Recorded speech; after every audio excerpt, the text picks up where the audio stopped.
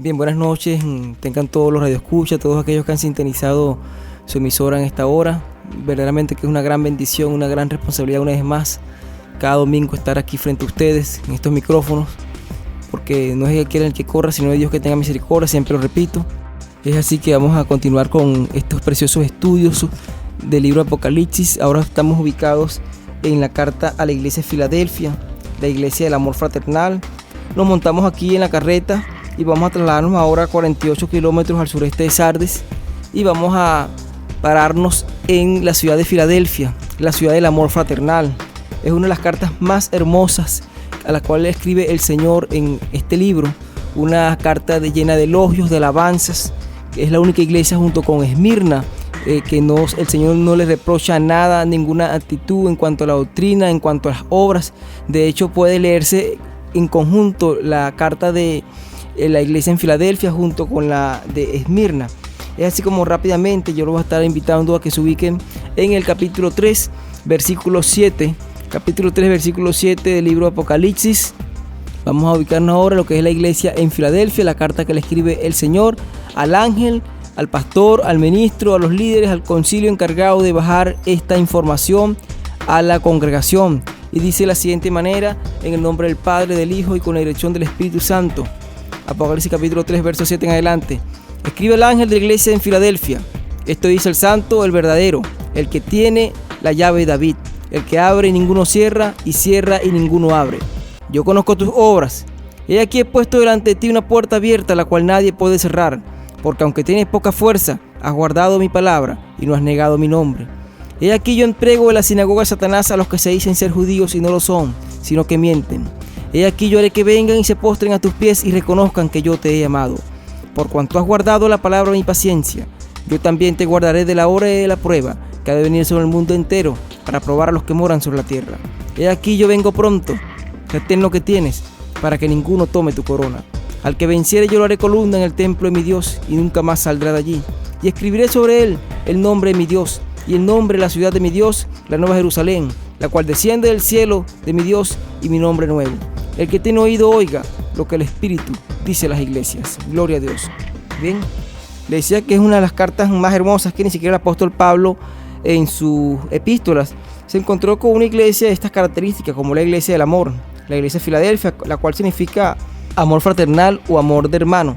Situada en todo el centro de la civilización griega, fundada por el rey Átalo II en el año 189 a.C., es decir, de las 7 ciudades en las cuales escribe el apóstol o el Señor en el Apocalipsis, esta es la más joven, solamente 200 años de fundada. De modo que cuando se escribió el libro Apocalipsis era una ciudad relativamente joven todavía. Como le dije, significa amor fraternal en honor a su fundador, Átalo II, ya que en su tumba se colocó un epíteto de amor fraternal por su relación con su hermano Eúmenes II, que era rey de Lidia. Recuerden Lidia, donde era también una ciudad cercana a la provincia de Asia. Para los historiadores eclesiásticos de siglos pasados, Filadelfia representa en la historia lo que es la era de la Reforma. Pero esta noche nos vamos a ubicar, vamos a puntualizar lo que significa el mensaje de la iglesia de Filadelfia, un poco el contexto histórico, pero más a la Filadelfia de nuestros días. Filadelfia era una ciudad, valga la redundancia, que tenía una gran actividad sísmica. De hecho, un terremoto, había varios terremotos que habían sacudido, pero uno lo había destruido por completo. Pero el Tiberio César, recuerden el Tiberio, el emperador en los tiempos de Jesucristo, el tercer emperador del Imperio Romano, la reconstruyó, y en honor en agradecimiento por haber reconstruido la ciudad, le hicieron un templo a él, al emperador, y también a su hijo, a su hijastro. Realmente cuando lo que se habla escatológicamente, lo que significa la iglesia de Filadelfia en historia propiamente eclesiástica, es una época que se caracterizó por mucho movimiento misionero, grandes avivamientos en Europa, como la de los hermanos Wesley, simultáneo a la Revolución Francesa, donde muchos cristianos que fueron pasados por la guillotina huyeron a los Estados Unidos y posteriormente fundaron allí en varios estados como Maryland, Florida, Massachusetts, Boston. Fundaron diferentes iglesias, asambleas de distintas denominaciones. Dice, por eso que dice: he aquí he puesto una puerta abierta delante de ti, la cual nadie puede cerrar, lo que se refiere a las misiones. Pero vamos a ir lo que es haciendo un exégesis verso por verso, comenzando por lo que es la presentación de la carta. Dice, primeramente, recordando que Filadelfia, por su excelente ubicación geográfica, era prácticamente una puerta abierta a las misiones, que proyectaba no solo la cultura griega, la cultura helenística, lo que era el imperio greco-romano, que era muy rico en filosofías, en artes, sino también la expansión del evangelio a través de las misiones. De hecho, en la época en que fue escrita esta carta, en la época de Juan el teólogo en la isla de Patmos, ya existían algunos movimientos misioneros importantes en la predicación del evangelio, que fue legado dejado por los apóstoles. Bien, ahora iniciando el verso 7, para comenzar a hacer la exégesis, dice: escribe el ángel de la iglesia en Filadelfia, esto dice el santo, el verdadero. Dice el santo y el verdadero. ¿Por qué santo? Bueno, porque sabemos que el Señor es santo, santo, santo. Primera de Pedro 1:16 nos dice: yo soy santo, como, mejor dicho, sé santo porque yo soy santo. Repitiendo lo que el Señor de ordenanza en Levíticos 11:44. De hecho, Isaías capítulo 6, versículo 3, recuerden el profeta cuando vio al Señor allá en la visión con sus vestiduras, en su trono alto y sublime, los querubines que llenaban y daban voz 600. Santo, santo, santo, Jehová de los ejércitos, toda la tierra está llena de su gloria. En este momento, en los cielos hay un canto celestial, el coro celestial entonando Apocalipsis capítulo 4, versículo 8, santo, santo, santo, Dios todopoderoso, el que era, el que es y el que ha de venir. Por eso le dice, esto dice el santo y el verdadero. Dice el verdadero porque ciertamente muchos caminos que el hombre ha creado, como dice Proverbios 14, 25, 16, 20, 16, 2, el hombre ha creado sus propios caminos falsos para tratar de llegar al cielo, para alcanzar libertad, caminos modernos como los que ofrece la nueva era, como los que ofrece la reencarnación hindú, como los que ofrecen otras corrientes religiosas que se autoproclaman el único camino verdadero. Pero el Señor está diciendo aquí prácticamente: mira, esto es lo que escribe el santo, el verdadero, lo demás es imitación. Dice: mira, yo soy el santo, yo soy el camino, la verdad y la vida, nadie va al Padre sino por mí. Esto lo está diciendo el verdadero, el santo, el que realmente tiene el acceso para llegar al Padre, para alcanzar la libertad, para alcanzar la salvación realmente. Después continúa diciendo: esto dice el santo y el verdadero, el que tiene la llave de David, el que abre y ninguno cierra, y cierra y ninguno abre. Muy pocos comentaristas, muy pocos predicadores o maestros de congregaciones se detienen por un momento a disertar lo que el Señor le quiere decir a la iglesia en Filadelfia cuando le dice: mira, yo tengo la llave de David, que es la llave que abre y ninguno cierra, y cierra y ninguno abre. Cuando nosotros indagamos y revisamos lo que es la llave de David con la cual el Señor le está ofreciendo, se le está presentando a la iglesia en Filadelfia, entendemos que la llave de David es un acceso que te permite entrar a otro nivel de revelación de la palabra, a otro nivel de intercesión, a otro nivel de oración. Pero es necesario que podamos trasladarnos al Antiguo Testamento para poder ir entendiendo lo que es la llave de David. Vamos a leer en el libro de Isaías, el profeta Isaías, capítulo 22, verso 20 en adelante, cuando recuerdan que dice el Señor hablando: en aquel día llamaré a mi siervo Eliaquim, hijo de Hilcías, y lo vestiré de tus vestiduras, y lo ceñiré de tu talabarte, y entregaré en sus manos tu potestad, y será padre al morador de Jerusalén y a la casa de Judá, y pondré la llave de la casa de David sobre su hombro, y abrirá y nadie cerrará, cerrará y nadie abrirá, y lo hincaré como clavo en lugar firme, y será por asiento de honra a la casa de su padre. Cuando entendemos esto, el Señor está hablando que la llave de David es un acceso, es una llave que puede abrir donde nadie puede cerrar, y cerrar donde nadie puede abrir. Es la llave de David la que el Señor está ofreciendo a una iglesia con pocas fuerzas, a la iglesia de Filadelfia, porque es una llave que le abre una puerta misionera al mundo con una labor de evangelismo mundial que se extiende hasta el día de hoy. De hecho, los misioneros de la Inglaterra del siglo XVII y XVIII, los misioneros que llegaron a los Estados Unidos en el siglo XVIII y XIX, que fundaron esta nación, como dije anteriormente, los estados de Maryland, Boston, Massachusetts, estos misioneros hasta el día de hoy están rindiendo frutos en lo que es la obra evangelística, porque prácticamente todo lo que es toda América Latina, Centroamérica, Sudamérica, toda América fue evangelizada por esta llave que se abrió en el siglo XVII y XVIII, con la labor misionera que, como dije, se ha extendido hasta el día de hoy.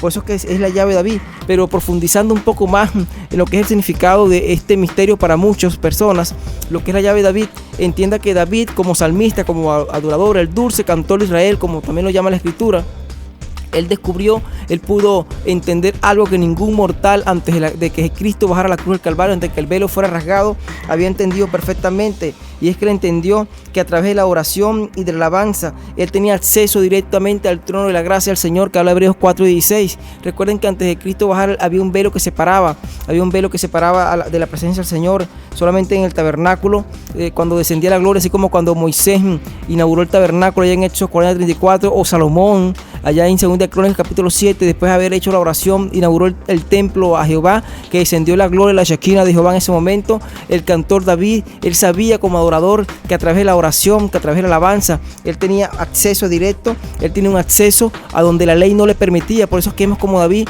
comió los panes que eran para los levitas cuando estaba huyendo de Saúl y no fue penalizado por la ley. Es así como David, siendo de la tribu de Judá, pudo adorar al Señor, pudo inclusive ordenar lo que él entendiendo en su corazón, que era conforme al corazón de Dios, un hombre conforme al corazón de Dios. Él estaba entendiendo de que a través de la oración y de la alabanza, él podía accesar directamente al trono de la gracia. Él descubrió antes de Cristo bajar a la cruz lo que ningún hombre había descubierto, que es el poder de la oración, el poder de la alabanza. ¿Por qué no se le llama la llave de Abraham? ¿Por qué no se le llama la llave de Isaac, de Jacob? ¿Por qué no se le llama la llave de Elías o de Eliseo? Sencillamente porque David fue el que descubrió esto. Por eso que él se preocupó como salmista. Él se preocupó en que las 24 horas del día, los 7 días de la semana, las 360 días del año judío, en el templo de Jehová estuviera adoración y alabanza día y noche. Es así como en Primera Crónicos él establece, él ordena lo que era todos los levitas, los cantores, las órdenes sacerdotales para que ministraran en el templo día y noche. Eso es lo que se conoce como la llave de David. Y le agradó tanto a Jehová el orden sacerdotal de cantores que David había establecido para que mantuviera la oración, la alabanza en su casa, que de hecho él asentó y le hizo un pacto a David, el cual hasta generaciones, dice en 2 Samuel capítulo 7 versículo 13, él edificará casa a mi nombre y yo afirmaré para siempre el trono de su reino, aleluya. El Señor eternizó, inmortalizó el trono de David en la persona de Jesucristo, como dice Isaías 11:1, que de él saldrá una vara del tronco de Isaí y un vástago retoñará sus raíces, hablando del Mesías. Es algo realmente maravilloso, accesar a la presencia de Dios, el secreto que encontró David. Por eso es que vemos en muchos salmos, cuando él dice, por lo menos el 22:3, que tú eres santo y tú habitas en medio de la alabanza de Israel, porque él habita en medio de la alabanza de su pueblo. El Salmo 136, que no lo escribió David, pero fue el legado que dejó a todos los cantores: alabad a Jehová, porque él es bueno y para siempre es su misericordia. Y un canto de alabanza, una doxología de alabanza. El Salmo 51:17, David entendiendo lo que era entrar en la presencia del Señor. Los sacrificios de Dios son el espíritu quebrantado, el corazón contrito y humillado, que el Señor desprecia. El Salmo 84:10 dice que mejor es un día en tus atrios que mil fuera de ellos. David había entendido que la presencia de Dios, entrar en la presencia del Señor, era a través de la oración y la alabanza, porque la oración y la alabanza provoca la presencia del Señor, y la presencia del Señor provoca que estemos en júbilo, en oración. El Señor está diciendo, mira, yo tengo la llave de David, es una llave que abre acceso en el mundo espiritual, que es lo que el hombre natural no entiende. La llave de David, que es la alabanza, la oración, ella tiene acceso. Ella permite al ser humano, al hombre de Dios, al adorador que adora en espíritu y en verdad, entrar en donde ningún mortal puede entrar en su forma natural, en su forma racional, que es entrar en la presencia del Señor. Por ser un hombre conforme al corazón de Dios, que lo refleja ya en el Salmo 69:9, cuando dice que el celo por la casa de mi padre lo consume, que es lo que lo llevó ya en Mateo 21:12, indignado a voltear la mesa de los cambistas, indignado cuando estaban haciendo de la casa de oración, estaban haciendo un negocio, como ocurre en muchas iglesias, que hacen de la casa de oración del Señor es un negocio de la fe. Dice, por eso que el Señor le dice, el que tiene la llave de David, el que abre y ninguno cierra, y cierra y ninguno abre, aleluya. Aquí el Señor está hablando esta noche no solamente a una iglesia, sino también a una persona, un creyente, aquel a quien el hombre le ha cerrado puertas. Yo me regocijo mucho cuando el hombre cierra las puertas y las cierra duro las narices. Me regocijo porque cuando el hombre cierra puertas, el Señor abre una más grande. El Señor abre una puerta que el hombre no puede cerrar, porque cuando el hombre abre una puerta, el hombre la puede cerrar, y Dios mismo también la puede cerrar de manera que nadie la abra. Aquel a quien el hombre le ha cerrado puertas, tienes que regocijarte y saber esperar el tiempo de Dios, el tiempo perfecto de Dios. Porque cuando el hombre cierra una puerta, Dios la abre. Y cuando el hombre abre una puerta, puede ser cerrada. Y es cerrada por Dios de una manera definitiva. Porque la puerta que Dios abre, el hombre no la puede cerrar. Por eso es mejor que cuando el hombre cierra, porque Dios abre una puerta. Aleluya, gloria a Dios. Santo eres, Señor, mi alma te alaba y te glorifica. Es duro esperar el tiempo de Dios, pero su cairo es perfecto. Es importante. La primera carta de Pedro, capítulo 5, versículo 6, dice, humillaos pues bajo la poderosa mano del Señor, para que los exalte cuando fuere tiempo. Yo le estoy hablando esta noche a una iglesia, le estoy hablando a una persona que se impacienta, que quizás le han cerrado muchas puertas, pero es Dios el que abre las puertas. Es Dios que abre puertas, que respaldando su gracia y su acción divina en la persona para respaldar un ministerio. Él no comparte su gloria con nadie. Isaías 42:8, recuerda que Él es Padre que ve en lo secreto. Él exalta al humilde y ve de lejos al altivo. Por eso es mejor esperar el tiempo de Dios, esperar en el Señor, porque Él es el que va a abrir la puerta. Aquel que me está escuchando esta noche, que quizás se desespera, no te impacientes, deleítate en la presencia del Señor, que Él concederá todas las peticiones de tu corazón. Aleluya. Continúa diciendo, yo conozco tus obras, y aquí he puesto delante de ti una puerta abierta, la cual nadie puede cerrar, porque aunque tienes pocas fuerzas, has guardado mi palabra y no has negado mi nombre. Aleluya.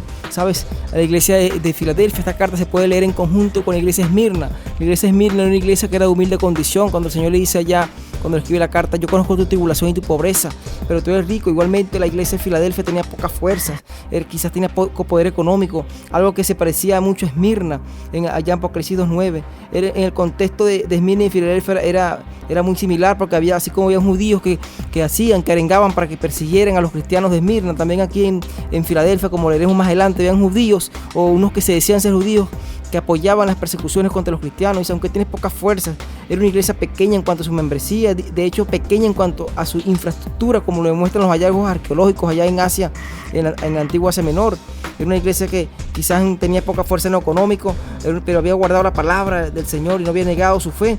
Algo que se jactaba la iglesia de la Odisea, la última iglesia, era de su riqueza y su poder económico, cuando decía: tú dices yo soy rico y me he enriquecido. Pero aquí la iglesia de Filadelfia, que no tenía por qué jactarse de eso, era una iglesia que tenía poca fuerza, poca influencia. Aquella palabra que la iglesia de Sardis había tenido en poco, había despreciado, la iglesia de Filadelfia la había guardado. Por eso que el Señor dice allá en el libro de Santiago, escribiendo al apóstol Santiago 1:9, dice que el hermano que es de humilde condición gloríese en su exaltación, pero el que es rico en su humillación, porque él pasará como la flor de la hierba. Jeremías 9:23-24. El Señor exhorta a través del profeta que no sabe el sabio en su sabiduría, ni el valiente en su valentía, ni el rico en su riqueza, sino en entender y conocer al Señor. Y eso era algo perfectamente que la iglesia de Filadelfia se jactaba y se gloriaba en que había aprendido a conocer al Señor en su condición humilde, de poca fuerza. Gloria a Dios. Y eso es algo que el Señor le elogió, algo que el Señor le reconoció, porque con poca fuerza no había negado el nombre del Señor. Muchos piensan que negar el nombre del Señor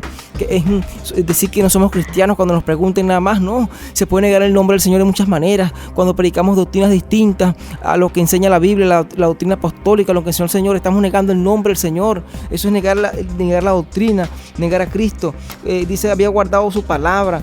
Es difícil, qué difícil se ha hecho en estos días, en la Venezuela de hoy, no negar el nombre del Señor, en la situación económica. Qué difícil se ha hecho guardar la palabra del Señor, la palabra, la paciencia del Señor, guardar esa palabra preciosa. Muchas veces son arrastrados por su concupiscencia muchos hermanos a blasfemar contra el Señor, a tener en poco esa palabra poderosa, la palabra de la paciencia del Señor, y a negar al Señor con sus obras, con sus palabras delante de los inconversos.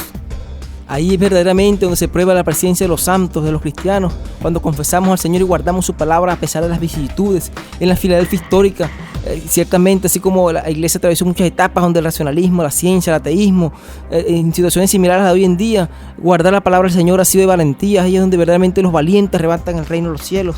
Después continúa diciendo, verso 9: he aquí, yo entrego en la sinagoga de Satanás a los que se dicen ser judíos y no lo son, sino que mienten. Y aquí yo haré que vengan y se postren a tus pies y reconozcan que yo te he amado. Recuerden que la iglesia en Esmirna también estaba sufriendo persecución por parte de unos judíos que blasfemaban el nombre del Señor. Así como el apóstol Pablo tuvo persecución de parte de los judíos de su nación. Así como Esteban fue apedreado en Hechos capítulo 7, fue apedreado por el Sanedrín. Así como el Señor Jesucristo fue también confrontado, fue criticado duramente y perseguido por los judíos, a quien él también en el Mateo 23 leí que un capítulo entero llamó a los hipócritas, específicamente a los líderes judíos. De hecho, en Juan 8:44 los llama: vosotros sois hijos de vuestro padre el diablo, porque se empeñaban en ir en contra de los cristianos. ¿Quiénes eran estos judíos? Que habla Apocalipsis capítulo 3 versículo 9, judíos que decían ser judíos y no lo eran porque estaban en contra de los cristianos en Filadelfia, y al estar en contra de los cristianos de la iglesia estaban en contra de Cristo, y estar en contra de la iglesia, en contra de Cristo, es estar en contra de Dios. Recuerden cuando el apóstol Pablo, cuando caminaba a Damasco, siendo en ese momento Saulo, persiguiendo la iglesia, en Hechos capítulo 9 versículo 4, persiguiendo la iglesia, el Señor le dice: Saulo, Saulo, ¿por qué me persigues? Cuando estos judíos perseguían a la iglesia, estaban persiguiendo al Señor. Por eso es que se decían ser judíos y no lo eran, porque perseguían al Señor. Estos judíos, sinagoga de Satanás, que buscan agradar a Dios, agradar a los hombres en vez a Dios. Esta sinagoga de Satanás representa un evangelio diluido, un evangelio sin poder, representa la estirpe del fariseísmo que estaba en los tiempos de Jesucristo, aquellos que persiguen a los verdaderos creyentes. Aunque la palabra judíos o la tribu judá significa alabanza, agradecimiento a Jehová, ellos hacían todo lo contrario, lo que significa verdaderamente judío, que es ir en contra de Jehová al perseguir a la iglesia, al perseguir a los santos del Señor. Eran unos grandes mentirosos por decir que eran judíos y perseguir cristianos, al pueblo de Dios, aprovechándose de su poder de decisión y de dirección, porque eran hombres que estaban en cargos de liderazgo, como muchos están en cargos de liderazgo y dicen ser cristianos y no lo son, así como el Sanedrín.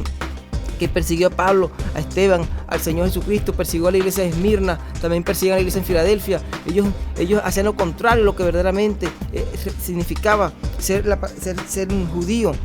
En el libro de Romanos, el apóstol Pablo nos da una explicación detallada, una explicación bastante comprensible de lo que quiere decir la palabra judío realmente. Romanos capítulo 2, versículo 29, cuando él dice: pues no es judío el que lo es exteriormente, ni en la circuncisión, la que se hace exteriormente en la carne. El verso 29 dice: sino que es judío el que lo es en el interior, y la circuncisión la del corazón, en espíritu, no en letra, la alabanza del cual no viene de los hombres, sino de Dios. El Señor está diciendo prácticamente que no era judío el que lo era de ascendencia, el que lo era de linaje, sino el que lo era de corazón. Es como cuando el Señor dice en Mateo 7:21: no todo el que me dice Señor, Señor entrará en el reino de los cielos. Es como para ser cristiano hay que nacer de nuevo para entrar en el reino de los cielos. Por eso que ya en Juan 4:22, en el pozo de Jacob, le decía a la samaritana: Dios es espíritu, y los que le adoran en espíritu y en verdad tienen que adorarle, tienen que alabarle. Por eso que el hombre tiene que experimentar un nuevo nacimiento. Aunque estos eran judíos de nacimiento y linaje, no lo eran interiormente, porque perseguían al pueblo de Dios.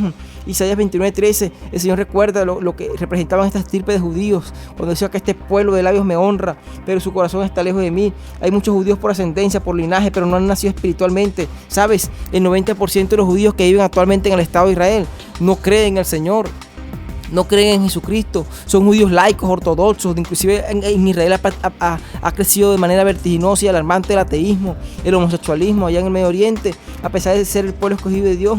Y no es un pueblo escogido porque ellos hayan elegido ser escogidos de Dios, porque es un pueblo de dura servir. El Señor los escogió a ellos, así como también el Señor nos escoge a nosotros, porque no es el que quiere ni el que corra, sino de Dios que tiene misericordia. Pero Dios en su infinita gracia y misericordia, aleluya, en Romanos 11:17 le dice: pues si algunas de las ramas fueron desgajadas, que son las tribus en dispersión, y tú siendo olivo silvestre has sido injertado en lugar de ellas, y has sido hecho participante de la raíz y de la rica salvia del olivo, que es Jesucristo. Hemos sido partícipes de las promesas de Abraham, por medio de la transgresión de los judíos, el Señor para provocarlos a celos, aleluya. Por eso que ya en el libro de Romanos 11:25 el apóstol Pablo dice: hay endurecimiento en parte en la nación de Israel todavía. Ellos están esperando el primer Mesías. En Juan 1:11 el Señor dice: a lo suyo vino y los suyos no recibieron. Lo que hicieron fue guindarlo en un madero, como lo dijo el Señor, el apóstol Pedro en el discurso en la carta de Cornelio. ¿Sabes qué? Los judíos en este momento actualmente están esperando al Mesías. Por eso que el Señor en Juan 5:43 les habla profetizando prácticamente: si a mí yo vengo y no me recibís, pero si otro viene en su propio nombre, a este recibiréis. Y es ciertamente que van a recibir a un falso Mesías, el jinete del caballo blanco, que habla Apocalipsis capítulo 6 versículo 2, que hará un pacto de paz con muchísimos, con los islámicos, para construir el templo, que eso lo veremos más adelante en estudios posteriores del libro de Apocalipsis. Aleluya, gloria a Dios. Ahora, para entender un poco lo que es sinagoga de Satanás en nuestros tiempos, aquellos que se dicen ser judíos y no lo son, en las iglesias hay muchísimos dispersos. ¿Qué es una sinagoga de Satanás? Toda enseñanza que va contraria a lo que la sana doctrina, a los que no predican el arrebatamiento, los que no predican la santidad, los que no predican realmente lo que el Señor enseñó, toda doctrina de la teología de la prosperidad, de la superfe, del reino ahora, la metafísica de los decretos, todas esas doctrinas son doctrinas de la sinagoga de Satanás, con ministros disfrazados como ángel de luz. Pero toda doctrina que predica arrepentimiento, santidad, que predica el arrebatamiento de la iglesia, son doctrinas que vienen del templo de Dios, que es el Espíritu Santo. Son dos cosas completamente diferentes. Eso es lo que representa la sinagoga de Satanás en nuestros días. Toda doctrina contraria a lo que enseñó realmente el Señor. Aleluya. Dice seguidamente: he aquí yo haré que vengan y se postren a tus pies y reconozcan que yo te he amado. ¿Sabes que estás escuchando esta noche? Aquel que se ha sentido humillado, que se ha sentido que le han cerrado las puertas por aquellos que representan al liderazgo judío, aquellos que representan a la sinagoga de Satanás entre las iglesias de hoy. El Señor dice que Él hará que vengan y se postren a tus pies y reconozcan que yo te he amado. Ellos van a reconocer que Dios está en ti. Ellos van a reconocer que lo que tú predicas, lo que tú enseñas viene de parte de Dios. Por eso que dice la palabra que el que se humilla será ensalzado y el que se ensalza será humillado. Dios honra a los que le honran. El tiempo de Dios es perfecto. El Señor va a hacer que ellos reconozcan que Dios está contigo. El Señor va a hacer que reconozcan que lo que tú enseñas es parte de Dios. Aleluya, gloria a Dios. Vamos a ir a un corte musical y regresamos en breve. Bueno, ahora continuando con lo que es en el versículo 10, dice de esta manera: por cuanto has guardado la palabra de mi paciencia, yo también te guardaré de la hora de prueba de la hora de la prueba que ha de venir sobre el mundo entero para probar a los que moran sobre la tierra. Gloria a Dios. ¿Sabes? Por más que se empeñe la teología de la superfe, la teología de la prosperidad con sus falsos maestros, sus falsos apóstoles, sus falsos televangelistas en decir que para el mundo vienen los mejores tiempos, que vienen los mejores momentos para el mundo, para la nación, para la ciudad. Aquí la Biblia es clara y es contundente al decir que se acerca una hora de prueba para el mundo. De hecho, Hollywood, la metafísica habla de un momento de conciencia cósmica, la nueva era, habla de una era de Capricornio, lo que es el hinduismo, el budismo, el islamismo en su escatología, en su profecía, llama una hora de angustia, lo que ellos llaman, valga la redundancia, también la hora. Por más que se empeñen en decir estos falsos maestros, estos falsos apóstoles, de que vienen los mejores momentos, de que pactes porque el Señor va a traer tiempos de refrigerio, va a traer momentos de gloria para el mundo. La Biblia es clara, aquí en Apocalipsis capítulo 3, versículos dice: por cuanto has guardado la palabra de mi paciencia. Es aquí donde se prueba verdaderamente la paciencia de los santos, que habla también en Apocalipsis capítulo 14, versículo 12. Aquí está la paciencia de los santos, los que guardan los mandamientos de Dios y la fe de Jesús. Lo que el Señor reconoció en Pérgamo, que moraba en el trono de Satanás, era que tenían su nombre y no habían negado su fe, y que también están reconociendo en Filadelfia. El Señor dijo que el que me amáis, si me amáis, guardáis mis mandamientos. El Señor está prometiendo a los que guardan la palabra, la paciencia del Señor, los está prometiendo guardarlos en la hora de prueba que se acerca al mundo entero. Esto no es juego, hermano, amigo que estás escuchando, ¿sabes? Israel, por no guardar los mandamientos del Señor, la está pasando muy mal hasta el día de hoy, en dispersión. Esto lo encuentra en Levítico 26:14 en adelante, cuando dice que si me oyeres y guardares mis mandamientos, el Señor iba a bendecir, pero hicieron todo lo contrario y recibieron un castigo. Hay promesas en toda la palabra, a lo largo y ancho de las Escrituras, para aquellos que guardan en la paciencia de los santos, los que guardan la ley de Jehová. Allá en Josué 1:7 dice que no se apartará ni a derecha ni a izquierda esta ley, sino que la pondrás por obras para meditar y guardar conforme a todas las cosas. Hay promesa de bienaventuranza para los que guardan la palabra del Señor. El Salmo 119:1 comienza diciendo: bienaventurados los perfectos de camino, los que guardan la ley de Jehová. Lucas 11:28 dice: bienaventurados los que oyen las palabras de Dios y las guardan. En Mateo 7:24 dice, el Señor los compara con un hombre prudente que edificó su casa sobre la roca. Y en el mismo libro de Apocalipsis hay varias bienaventuranzas para los que guardan la palabra del Señor. Apocalipsis capítulo 1 versículo 3 abre diciendo: bienaventurado el que lee, los que oyen la palabra de las profecías y guardan las cosas en ella escritas, porque el tiempo está cerca. Aleluya. Apocalipsis capítulo 3 versículo 10, como lo está diciendo aquí a la iglesia en Filadelfia: por cuanto has guardado la palabra de mi paciencia, yo también te guardaré la hora de prueba. Gloria a Dios. Aquí el Espíritu nos lleva a invocar el Salmo 121. Alzaré mis ojos a los montes, ¿de dónde vendrá mi socorro? Mi socorro viene de Jehová, que hizo los cielos y la tierra. No hará tus pies al resbaladero, ni hizo mirar que te guarda. Aleluya. Y aquí no se adormecerá ni dormirá el que guarda Israel. Jehová es tu guardador, Jehová es tu sombra, tu mano derecha. El sol no te fatigará de día, ni la luna de noche. Él guardará tu alma, Jehová te guardará de todo mal. Jehová guardará tu salida y tu entrada desde ahora y para siempre. Aleluya. Amén. El Salmo 46:1 dice: Dios es nuestro amparo, nuestra fortaleza, nuestro pronto auxilio en las tribulaciones. Por tanto no temeremos aunque la tierra sea removida y se traspasen los montes al corazón del mar, aunque braven y se turben las aguas y temen los montes a causa de su braveza. ¿Sabes? El mundo desde que fue creado, desde que fue formado, ha pasado por muchas horas de prueba. Las guerras mundiales, la peste bubónica, las guerras entre los imperios, pero ninguna tribulación como la hora de prueba que se acerca sobre el mundo entero, dice la palabra. Otra versión dice: para probar a toda la tierra, a los que moran sobre la tierra, los que están en toda la tierra habitada. En Apocalipsis 3:10, en una versión textual dice: la hora de prueba que está a punto de venir sobre toda la tierra. Esa hora de prueba o día o tiempo de angustia tiene más de 20 referencias del Antiguo y Nuevo Testamento. Muchos juegan, muchos se burlan, muchos no creen en la hora de prueba que está a punto de venir sobre el mundo entero. El mundo no imagina, no tiene la menor idea de la hora de prueba que se avecina. Muchos creen que es juego, muchos creen que es metafórico, que es simbólico, pero sabes, la promesa de guardar de la hora de prueba es para los que guarden la palabra y la paciencia del Señor. Es la palabra de la paciencia de los santos, es para los que permanezcan, es para los que perseveren hasta el fin. ¿Cuántas veces la Biblia no nos habla, no nos advierte acerca de esta hora de prueba? No solamente el Señor allá en el Sermón del Monte, en Mateo 24:21, cuando habla de la gran tribulación, el mismo profeta Jeremías lo llamó tiempo de angustia, llanto de Jacob, Jeremías 37, Isaías capítulo 34, verso 6, lo llama el día de la venganza de Jehová, el día grande y terrible en Isaías 2:10 y 12.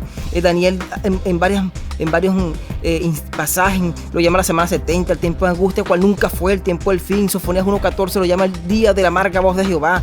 Es una hora de prueba que nunca ha habido ni la verdad de que el mundo es chiste, amigo, hermano que me estás escuchando. No crean, no escuchen tanto la teología de la prosperidad, esa visión del reino ahora metafísica que habla de que vienen los mejores tiempos. Esto no es juego, está en riesgo, es la salvación del hombre, la salvación, la paz en el mundo entero, porque la hora de prueba se avecina y los tiempos están siendo cortados, está siendo acelerado la palabra del Señor para cumplimiento de todas estas cosas. ¿Sabes? Esto es hermoso, porque mientras en la tierra habrá prueba, habrá gran tribulación, habrá bramido del mar, habrán juicios, nosotros estaremos en las bodas del Cordero de Dios. Apocalipsis capítulo 19, versículo 9 dice: bienaventurados los que son llamados a las cenas de las bodas del Cordero. Esas son palabras verdaderas, dice el Señor. En la tierra confusión y gran tribulación, y nosotros gozándonos delante de la presencia del Señor en las bodas, en las cenas de las bodas del Cordero de Dios. Dice seguidamente el versículo 11: he aquí yo vengo pronto, retén lo que tienes para que ninguno tome tu corona. Aleluya. ¿Sabes? El Señor está advirtiendo aquí, está dando una palabra que repite muchas veces en el libro de Apocalipsis. Dice: he aquí yo vengo pronto. Apocalipsis capítulo 1, versículo 3, el Señor dice: bienaventurado el que lee, los que oyen, guardan las palabras de este libro, porque el tiempo está cerca. A Sardis le dice en el capítulo 3, verso 3: acuérdate pues lo que has recibido y oído, y guárdalo y arrepiéntete, pues si no velas, vendré sobre ti como ladrón, y no sabrás a qué hora vendré sobre ti. Apocalipsis 22, 12 dice: he aquí yo vengo pronto, y mi galardón conmigo, para recompensar a cada quien según su obra. Apocalipsis capítulo 1, versículo 7: he aquí yo que viene en las nubes, y todo ojo le verá. Aleluya. Mateo 24, 46, el Señor dice: bienaventurado el siervo aquel que cuando su Señor venga le haya siendo así. El apóstol Pablo le advierte, le exhorta a la iglesia en Tesalónica que no andéis en tinieblas en cuanto a la venida del Señor, para que aquel día nos sorprenda como ladrón en la noche. Aleluya, gloria a Dios. Escúchame, he aquí yo vengo pronto, he aquí yo vengo pronto. Retén lo que tienes, el Señor te está demandando que guarden la palabra de su paciencia. Retén lo que tienes para que ninguno tome tu corona, para que ninguno tome tu corona. Apocalipsis capítulo 16, versículo 15: he aquí yo vengo como ladrón, bienaventurado el que vela y guarda sus ropas, para que no ande desnudo y vean su vergüenza.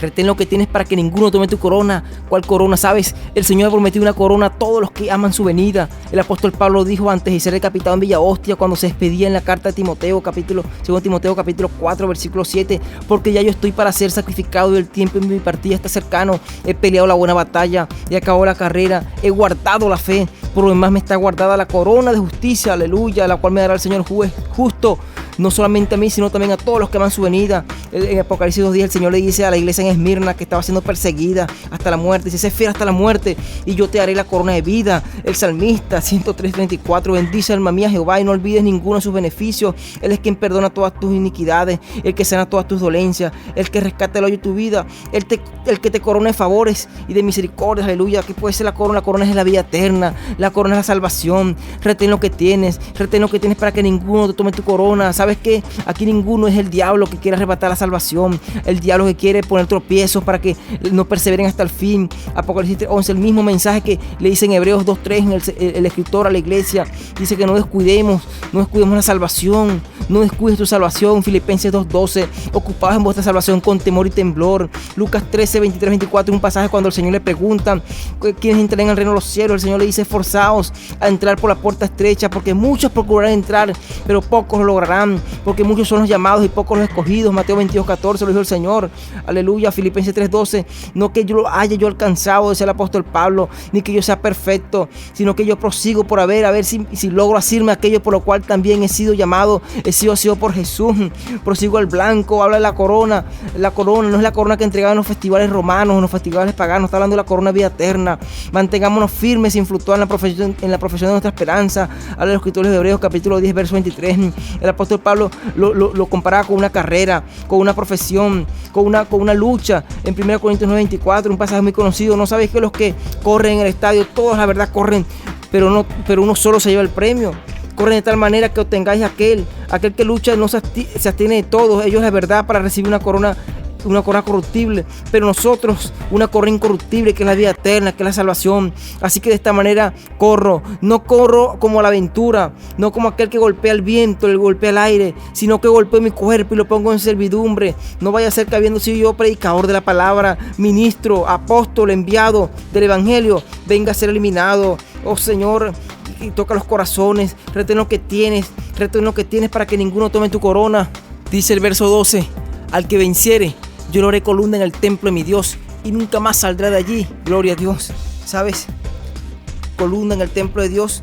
Cuando revisamos las escrituras, una columna, dice, recuerden en Gálatas capítulo 2, versículo 9, que el Señor el apóstol Pablo hablando de Jacobo, de Cefas y de Juan como líderes de la iglesia, eran considerados unas columnas. Y cuando se construyó el primer templo en tiempo de Salomón, allá en Primera de Reyes, capítulo 7, verso 15 al 21, dice que habían 2 columnas de bronce de 18 codos o 6 metros. Y dice que cuando las levantó, que fueron fundidas en bronce, dice que las levantó, le puso el nombre de Salomón cuando construyó el primer templo de Jehová. Dice que le colocó a la columna derecha Jaquín y a la columna de la izquierda Boaz. ¿Sabes? Jaquín significa él establece, y la columna de la izquierda del templo significa fuerza o firmeza, es decir, él establece con fuerza y firmeza. Las columnas en una estructura, en cualquier estructura, denotan fuerza, denotan temple, responsabilidad. Es la que tienen la responsabilidad de soportar el peso de una gran estructura. Cuando lo personificamos en el ser humano, esto se refiere a liderazgo, a dirección, a decisión. El Señor le está diciendo a los vencedores, una promesa solamente para los que venzan, que Él los va a sentar con responsabilidad, con firmeza, los va a establecer con responsabilidad, con firmeza dentro de su iglesia, como templo del Señor. Recuerden la doxología de 1 Pedro capítulo 5, versículo 10, cuando dice que el Dios de toda gracia, Él nos llamó a su gloria eterna en Jesucristo, después que habíamos padecido un poco de tiempo. Él mismo nos perfeccionará, nos afirmará y nos establecerá.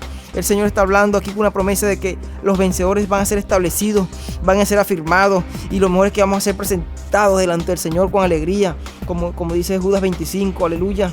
¿Sabes? Filadelfia, por su ubicación geográfica, era una ciudad que tenía mucha actividad sísmica. Como lo dije al inicio del programa, muchos terremotos la habían sacudido esta ciudad, la habían destruido. Pero cada vez que moría una persona importante en uno de esos terremotos, se levantaba una columna en cualquiera de los templos paganos con el nombre de esa persona. Pero el Señor le está diciendo a los vencedores aquí en la iglesia en Filadelfia que al que venciera, Él le hará columna en el templo de Dios, lo afirmará, lo establecerá, lo fortalecerá con fuerza. Una columna en el templo de Dios, aleluya.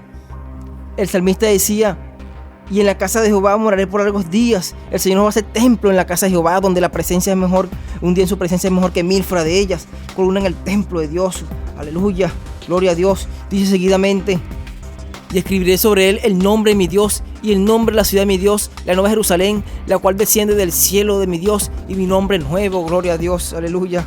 El Señor está diciendo el nombre que es sobre estos nombres, que habla Filipenses 2:9, porque no hay otro nombre dado a los hombres en los cielos, ni debajo de los cielos, ni en la tierra, ni debajo de la tierra, en el que podamos ser salvos. Es el nombre de Jesucristo, el Dios Padre. Sabemos que en la Biblia el Dios Padre tiene más de 21 títulos y varios nombres con el cual se le presentó en el Antiguo Testamento a los patriarcas, a Israel, como el Elohim, el Eloah, el Roy, el Makadeshen, el Sidkenu, el Rafal, el Sebaol, el Dios de las huestes, el Dios todopoderoso, el Elión, el Shaddai. Pero aquí el Señor le dice: escribir el nombre de mi Dios. ¿Sabes? Los judíos se rompían la cabeza, se preocupaban, discutían entre ellos mismos por formar un tetragramatón que les permitiera pronunciar el nombre sacrosanto de Dios, el gran yo soy, sin que ellos pudieran caer en blasfemia. Pero el Señor está prometiendo aquí a los que venzan, le está prometiendo que le va a escribir el nombre santo, ese nombre santo, santo, santo, lo escribirá en él, así como el nombre de la ciudad de mi Dios, la ciudad de la Nueva Jerusalén, esa ciudad preciosa, aquella ciudad que Apocalipsis 21:25 dice que sus puertas no serán cerradas de noche, porque allí no hay noche. Dice que el Cordero su lumbrera y la gloria de Dios la ilumina, aquella ciudad en la cual no entrará ninguna cosa inmunda, aquella ciudad que dice Apocalipsis 22 que todos los reyes de la tierra llevarán a ella su gloria, la ciudad con 12 puertas, 12 ventanas, 12 perlas, un muro de 2400 kilómetros aproximadamente, con calles de oro, como un mar de cristal que viene directamente del trono de Dios. Aleluya, son las cosas que Dios tiene preparadas para nosotros, para los que le amamos. Pablo en 1 Corintios 2:9 dice que cosas que ojo no vio, ni oído yo, ni han subido el corazón del hombre, son las que Él tiene preparado para nosotros. El nombre de esa ciudad santa, el nombre de esa ciudad gloriosa, Él va a escribir sobre nosotros los que venzan. En 2 Corintios 2:1-2, cuando el apóstol Pablo fue arrebatado al tercer cielo, el paraíso, dice que Él vio y escuchó cosas que no les han dado al hombre expresar. Esas son las promesas que el Señor tiene para los que le aman, para los que venzan. Palabra verdadera, palabra fiel del que hace nueva todas las cosas. Es una promesa de la cual tenemos que aferrarnos, tenemos que asirnos de la vida eterna, tenemos que cuidar de retener lo que tenemos, lo que el Señor nos ha dado, para que ninguno tome nuestra corona, porque el tiempo está cerca. Hay que guardar la palabra del Señor, hay que guardar la palabra, la paciencia del Señor, aleluya, gloria a Dios. Alaba a Dios porque Él es bueno y para siempre su misericordia, porque nos ha permitido una vez más poder estar en esta noche delante de ustedes y compartir esta palabra. Gracias, Señor, por la libertad que tenemos de poder proclamar el Evangelio de salvación. Gracias, Señor, porque esta palabra es poderosa, es viva, es eficaz, Señor. Que esta palabra, Señor, así como ha ministrado a mí, Señor, pueda ministrar y edificar, Señor.